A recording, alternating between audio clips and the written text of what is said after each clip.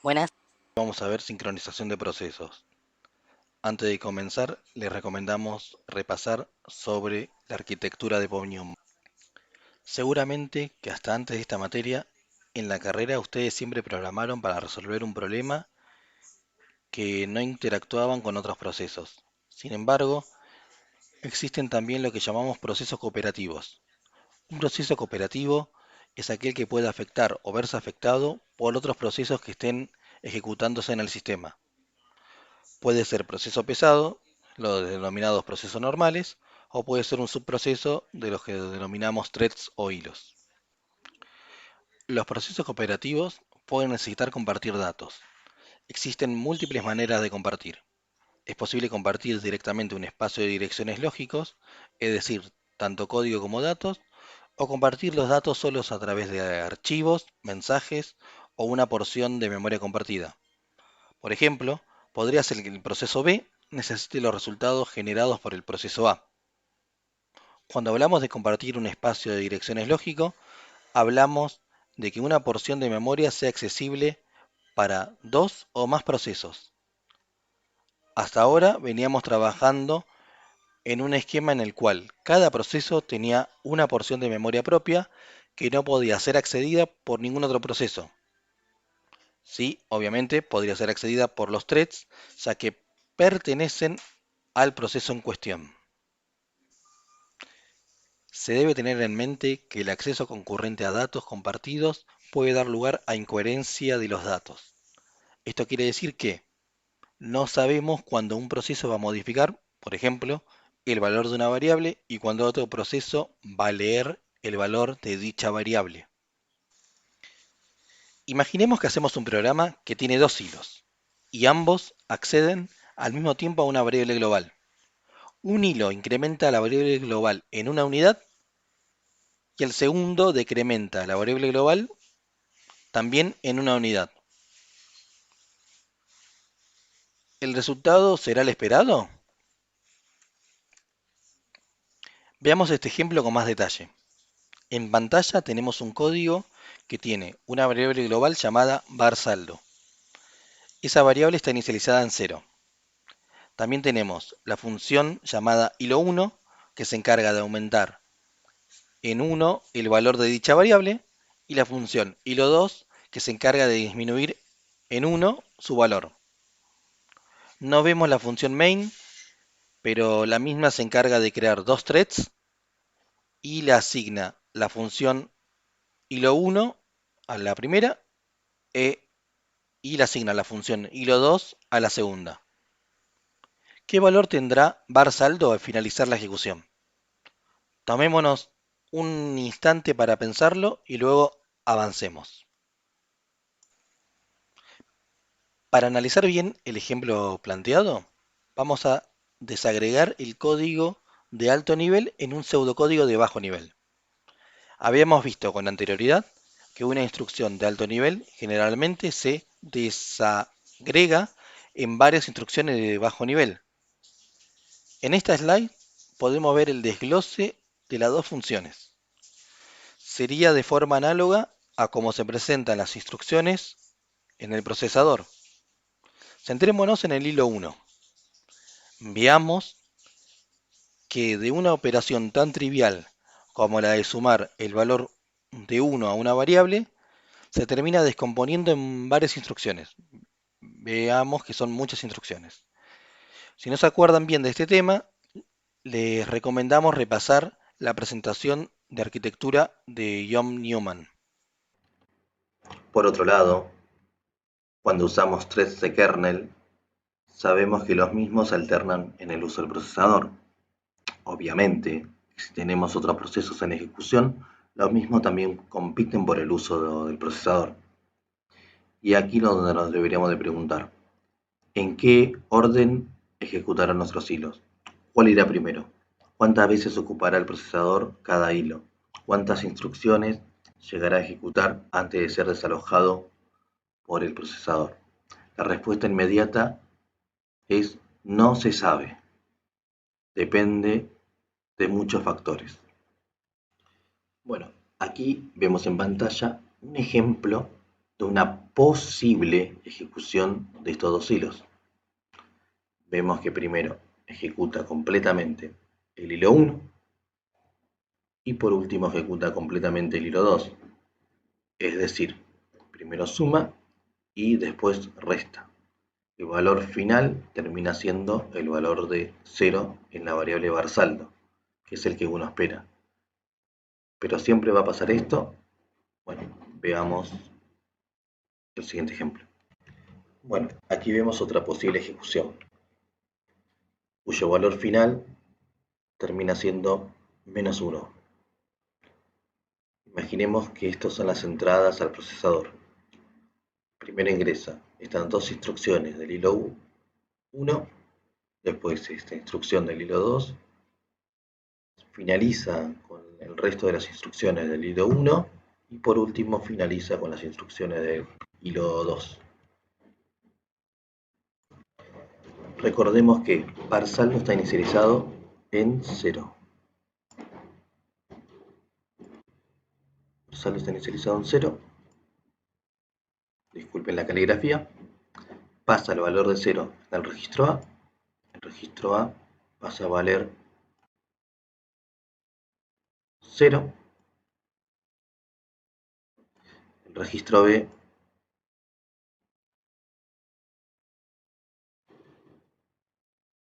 pasa a valer 1.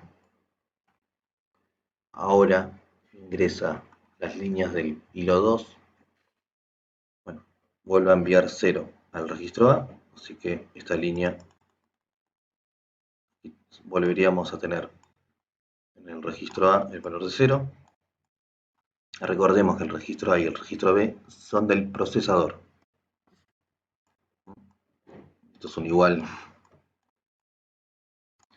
Bien, aquí lo que va a realizar es ejecutar estas instrucciones del hilo 1, va a sumar 0 más 1, cuyo resultado es 1, así que en el registro acumulador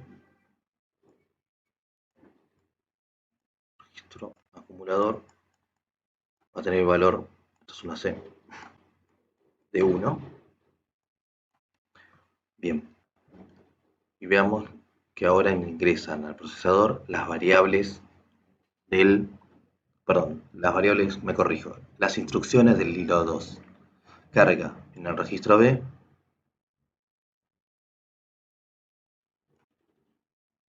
el valor de -1, suma lo que tiene en el registro A más lo que tiene en el registro B. Recordemos que en el registro A, en el procesador teníamos 0, y en el registro B, con la última instrucción, teníamos 1. Este valor de esta suma obviamente da -1 y por último termina almacenando en el registro acumulador el valor final de -1.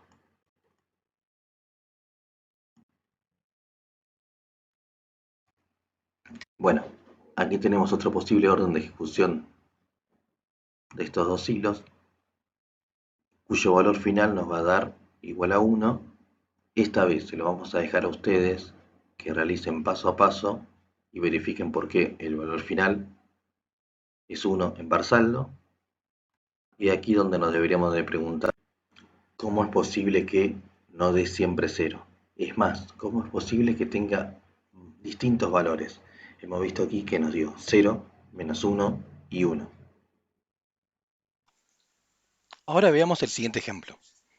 Tenemos una única función de hilo denominada préstamo y queremos otorgar a un cliente dos préstamos. Valsaldo debería finalizar con el valor de 2, pero ¿qué termina pasando? En esta posible ejecución, el valor final de Valsaldo es igual a 1. Obviamente, hay muchas posibles órdenes de ejecución. Expliquemos qué está pasando. Cuando un proceso A modifica una determinada variable compartida, no debería ocurrir que un proceso B también lo haga al mismo tiempo. Existen porciones del código que deberían ejecutarse de forma completa. antes de que otras porciones vinculadas de otros procesos se ejecuten. La porción de código que modifica la variable debería ejecutarse completa antes de que otro proceso modifique esa variable. Esa porción de código la conocemos como la sección crítica.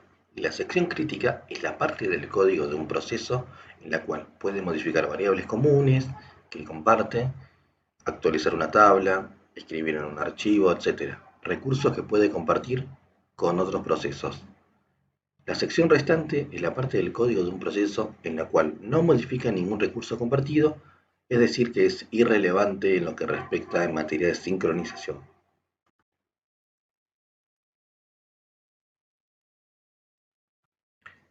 El problema de la sección crítica consiste en contar con un protocolo que los procesos puedan usar para cooperar de esa forma. Cada proceso debe solicitar permiso para entrar en su sección crítica. La sección crítica, perdón, la sección de código que implementa esta solicitud es la sección de entrada. La sección crítica puede ir seguida de una sección de salida. En pantalla vemos un bosquejo de una solución para estos problemas de sincronización de proceso. ¿Cómo sería? Bien, a grandes rasgos se pide permiso para entrar y se avisa al salir de esta sección crítica. Cuando trabajamos con dos procesos concurrentes, se espera que se ejecuten en paralelo, salvo en lo que respecta a su sección crítica, vinculada a ambos. Quiero hacer énfasis en lo segundo. Dos procesos que comparten un recurso no pueden estar ambos ejecutando a la vez esa sección crítica donde modifican el recurso en cuestión. Para sincronizar procesos se debe satisfacer los siguientes puntos. 1. La exclusión mutua. 2. El progreso. 3. La espera limitada.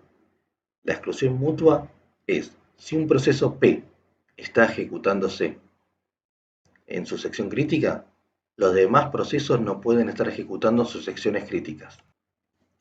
Si no hay procesos en su sección crítica y hay procesos que quieren ingresar, se tiene que solo que aquellos que estén en su sección restante pueden participar de la decisión de qué progreso ingresa.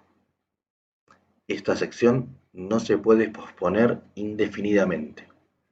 3. Espera limitada. Existe un límite en el número de veces que se permite que otros procesos entren en sus secciones críticas después de que un proceso haya hecho una solicitud para entrar en su sección crítica y antes de que la misma haya sido concedida. Para solucionar los problemas de sincronización, los sistemas operativos proveen una herramienta para que nosotros como programadores utilicemos. Un semáforo S es una variable entera que permite controlar el acceso de múltiples procesos a un recurso común en un ambiente de ejecución concurrente. Con los semáforos, además de controlar el uso concurrente de algún recurso, podemos solucionar otros problemas de sincronización. Los semáforos también permiten realizar la sincronización de procesos en general. Por ejemplo, se desea que una parte del proceso A se ejecute recién cuando el proceso B haya alcanzado una sentencia que está en el medio de su código. Más allá del nombre que tenga, hay 4 operaciones que se realizan con los semáforos. Inicializar. La operación de inicializar, es decir, darle el valor inicial. La operación wait. Con esta operación, el proceso pide permiso para entrar a su sección crítica decrementando el valor del semáforo. Signal. Con esta operación, el proceso avisa que terminó su sección crítica, incrementando el valor del semáforo. Y la última operación, que es la de destruir. Destruye, obviamente, el semáforo. Veamos el siguiente ejemplo en pseudocódigo. Este ejemplo es una potencial solución al primer problema planteado en esta presentación. Bueno, veamos que al principio del código se inicializa la variable misem que es una variable del tipo semáforo, con el valor de 1. Vamos a suponer que ingresa primero al procesador las instrucciones del hilo 1. Con el comando wait decrementa el valor del semáforo, es decir, pasa de valer 1 a tener asignado el valor de 0. Con esta operación wait avisa que hay una sección crítica ejecutándose. Ahora, supongamos que después de ejecutar el comando wait en el hilo 1, las siguientes instrucciones que tiene que ejecutar el procesador son las del hilo 2. Es decir, ejecuta el comando wait. Como el valor del semáforo es 0, su proceso del hilo 1 se suspende, ya que el valor del semáforo no es mayor a 0, es decir, estaba en 0. Esto se lo conoce como espera no activa. Ahora, supongamos que llega al procesador nuevamente las instrucciones del hilo 1. Como se encuentra activa su sección crítica, ejecuta la operación varsaldo igual a varsaldo más 1 y luego ejecuta el comando signal al semáforo. Esta operación, signal, incrementa en 1 el valor del semáforo. Si pasó de tener un valor 0, pasa a tener un valor 1. Habilita de esta forma a cualquier otro proceso que pueda ejecutar su sección crítica. Ahora, como el semáforo se incrementó en 1, el semáforo queda con el valor de 1. Cuando vuelve al procesador una instrucción del hilo 2, se termina de ejecutar el comando wait restando en 1 el valor del semáforo, luego realiza la operación varsaldo igual a varsaldo menos 1 y por último ejecuta el comando signal para que el valor del semáforo vuelva a ser 1. Cuando un proceso ejecuta un wait de un semáforo, se chequea si el semáforo es mayor a 0. Si no es mayor a 0, el proceso se suspende, espera no activa. Si por el contrario es mayor a 0, se decrementa en 1 el semáforo y el proceso continúa ejecutando su sección crítica. Cuando un proceso ejecuta un signal de un semáforo, se incrementa el semáforo en una unidad. El proceso ejecuta un signal cuando ha finalizado de ejecutar su sección crítica. De esta manera, habilita para que otro proceso pueda ejecutar su propia sección crítica. Existen semáforos que solo admiten los valores 0 y 1. Se los denominan mutex, de mutuamente excluyente, o cerrojos. Son particularmente útiles para controlar el acceso a un recurso único. Si tuviéramos 5 impresoras, ¿los semáforos mutex me sirven? Los semáforos permiten solucionar muchos otros problemas de sincronización. Ejemplo, si deseamos que se respete un determinado orden A, luego B, por último C, deberíamos tener un código muy similar al que tenemos en pantalla. Veamos que el proceso, antes que nada, aclaremos que en ese pseudocódigo el semáforo de A debería inicializarse en 1, mientras que los otros semáforos deberían inicializarse en 0. En el proceso A vemos que el comando P, que es un wait del semáforo A, el comando B es un signal, pero del semáforo de B. Vemos así sucesivamente en cada uno de los procesos. Por ejemplo, el proceso B tiene un wait del semáforo B, pero un signal del semáforo C. Y el proceso C tiene un wait del semáforo C y un signal del semáforo A. Por si alguno tiene la inquietud, les comentamos que todas las modificaciones del valor entero del semáforo en las operaciones wait y signal deben ejecutarse de forma indivisible. Es decir, cuando un proceso modifica el valor del semáforo, ningún otro proceso puede modificar simultáneamente el valor de dicho semáforo. Esto se encuentra garantizado por el sistema operativo. Si no estuviera garantizado por el sistema operativo, no servirían de nada los semáforos, ya que podría ocurrir lo mismo que vimos con la variable global. Ojo con los interbloqueos. Ejemplo de interbloqueo con semáforos. S y Q son semáforos que se inicializan en 1. ¿Qué sucede? Sigamos el pseudocódigo. Supongamos que el proceso A hace P del semáforo S y luego se ha interrumpido. Luego ingresa en el procesador el proceso B que hace P del semáforo Q. ¿Alguno de los dos podría seguir ejecutando? Bueno, la respuesta es que ambos se bloquearían esperando que se libere el semáforo que el otro proceso tiene. En otros órdenes de ejecución puede que no se bloqueen. Como no se sabe el orden exacto de ejecución, a veces se bloqueará y a veces no. Como programador, tenemos que proveer un código que no se interbloquee nunca. Si llegaste hasta acá con dudas, te sugerimos que vuelvas al principio de este video. Caso contrario, avancemos. Bien, existen dos implementaciones muy relevantes de semáforos. Los semáforos System B y los semáforos POSIX. En esta materia nos vamos a basar en el estándar POSIX de semáforos. Tenemos dos variantes de los semáforos POSIX. Los semáforos para procesos en general, definidos por el estándar POSIX 1B, que son de las extensiones de tiempo real, y los semáforos mutex para hilos o threads, definidos por el estándar POSIX 1C, que son extensiones de hilos. Los semáforos se pueden compartir entre procesos y pueden ser accedidos por parte de todos los hilos del proceso. En el caso de hilos, los mismos pueden acceder a los semáforos del proceso al igual que a otros recursos, por ejemplo, los descriptores de archivos. Bien, si queremos programar utilizando semáforos POSIX, va a ser necesario que incluyamos la biblioteca semaphore.h. Esta biblioteca nos brinda las siguientes funciones que vemos en la slide. Las funciones que se encuentran en negrita son las funciones fundamentales para la gestión de semáforos. La función sem-init es la que se encarga de inicializar el semáforo. La función sem-destroy es la que se encarga de destruir el semáforo.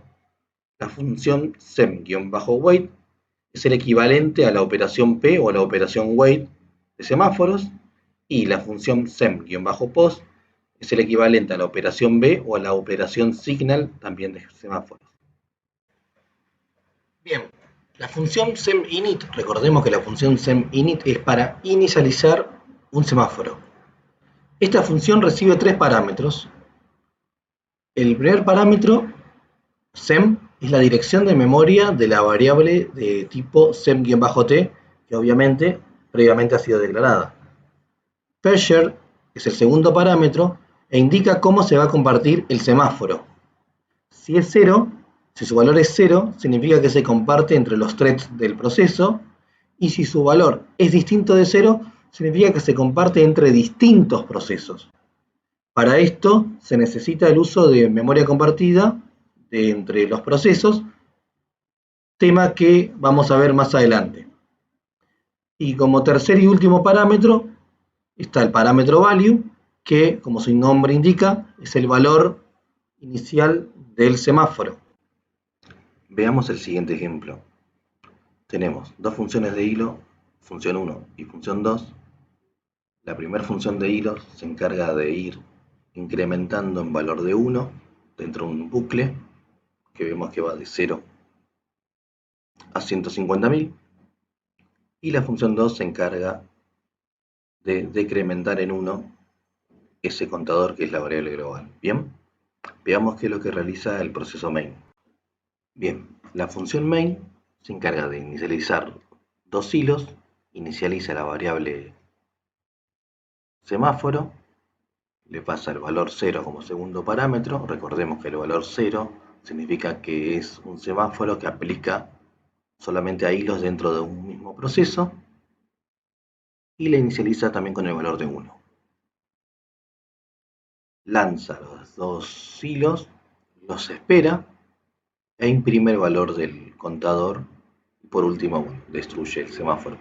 Uno espera que el valor del contador sea cero, ya que la variable global está contenido por semáforos. Veamos este ejemplo en ejecución. Bueno, copié y pegué el ejemplo que está en la presentación. Lo que voy a hacer antes que nada es comentar los semáforos. Veamos.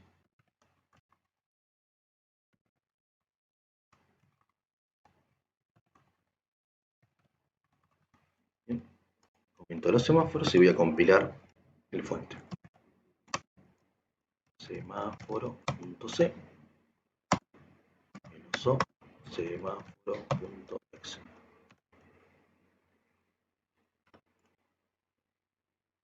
Bueno, por más que lo inicialice o lo destruya, no va a hacer nada. Vamos a ejecutar. Vemos que el valor es 0, pero volvamos a ejecutar. Sigue siendo 0. Ven que ahora el valor del contador es menos 6500. Volvamos a ejecutarlo. Bueno, 0, 0, 0, 0.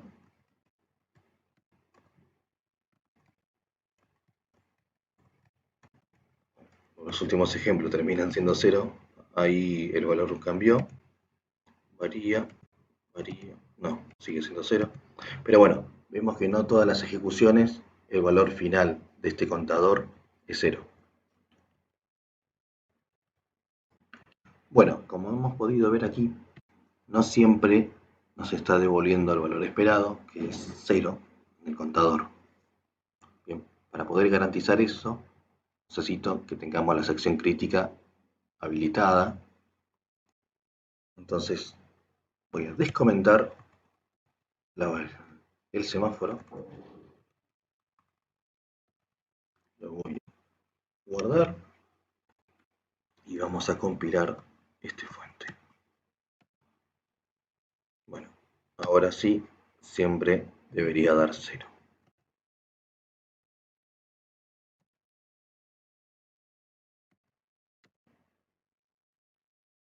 Bueno, como ven, siempre da 0. Bueno, podemos ver este ejemplo con semáforos de tipo mutex, muy similar al anterior.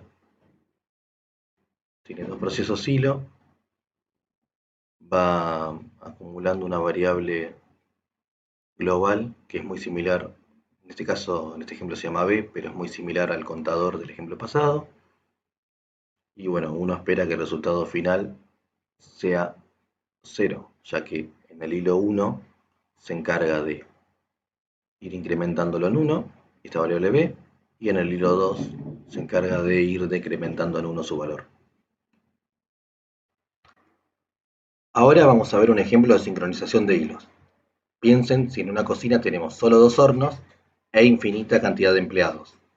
Sabemos que en cada horno solo entra un pollo, así que por consiguiente cada hilo representa un empleado que se ocupa de cocinar un pollo.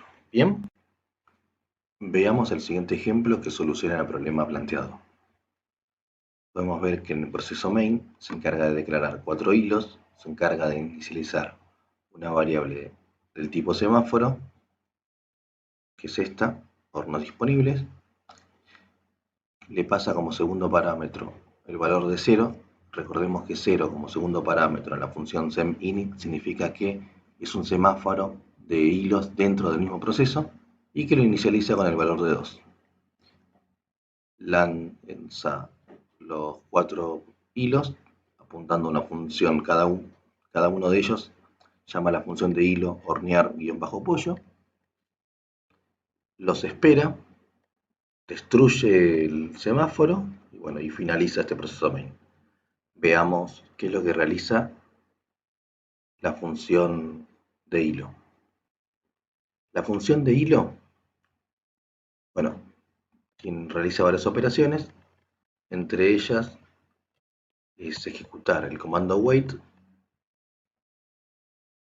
a la variable del tipo semáforo Recordemos que el comando wait decrementa en 1 el valor del semáforo, realiza las siguientes operaciones y ejecuta el comando signal, que es send-post para el estándar de POSIX. El comando signal, recordemos que incrementa en 1 el valor del semáforo y listo. ¿Cómo sería el ejemplo anterior si solo disponemos de 3 personas en la cocina? Realizar las modificaciones pertinentes en el código. Y para el caso que estuviéramos exactamente 10 pollos en la cocina, ¿cómo consideraría esta cuestión? ¿Dudas, preguntas? Saben que, como siempre, nos pueden consultar por Slack y podemos coordinar una llamada en Zoom. Gracias